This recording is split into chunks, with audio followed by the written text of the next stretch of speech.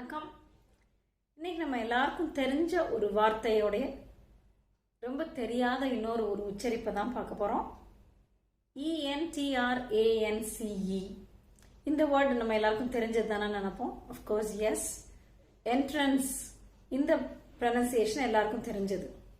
என்ட்ரன்ஸ்னால் என்ன? அந்த பிளேஸை சொல்லுவோம். வாசல், wait at the entrance, don't stand at the entrance எல்லாம் சொல்லுவோம். இன்னொன்று தி ஆக்ட் ஆஃப் என்டரிங், நுழைவு. We were surprised at her sudden entrance சொல்லுவோம்.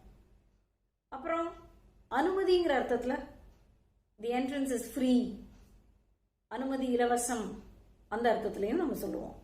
இது ஒரு ப்ரொனன்சியேஷன். இதே வார்த்தைக்கு இன்னொரு ப்ரொனன்சியேஷன் இருக்கு. as a verb. இவ்வளவு நேரம் பார்த்தது noun. வேர்பா வரும்போது அதோடைய உச்சரிப்பு என்னன்னா entrance.